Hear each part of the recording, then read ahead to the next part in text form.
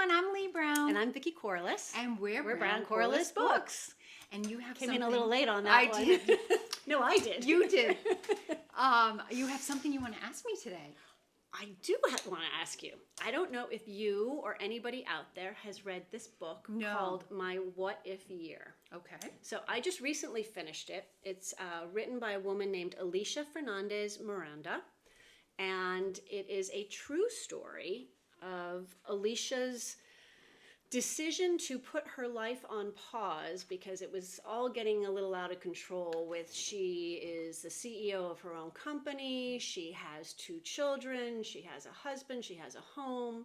Her world was just spinning in every direction possible, and she said, I just need to figure out what path I'm going to be on. Okay. And there's no time like the present to figure out, is this the path or should I be on a different one? And so the way she decided to do that was to do some internships in the areas of her interests, hobbies or passions. Sure. So she did 4 internships in the span of a year that began in February of 2020, which we know that was also the beginning of COVID. Mm-hmm.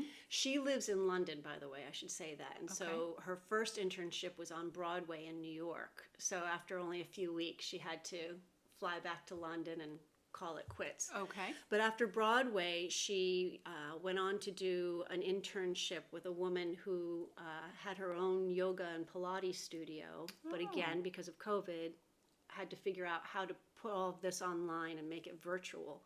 And so as her intern, she helped her with the social media and to get the word out that this opportunity existed for people to stay fit and healthy. And then she went to work for an art gallery because she had always been passionate and interested about the world of art. And her final one was to work in every capacity, pretty much, from front desk to kitchen and wait staff, at a really high-end hotel in Scotland that she had stayed at personally. Okay. But it was such an incredible experience. She wanted to know how they make the magic happen. Interesting. So she learned a lot, and she had some great experiences, and I won't tell you the ending of this because I want to share this with you. Oh, great. When we finish talking about it. But I wondered if you ever had the opportunity to try something different from what you're doing now or have done in the past. What would you do? What would I do? So a passion of mine. One thing that is very far from reality for me would be being a furniture maker.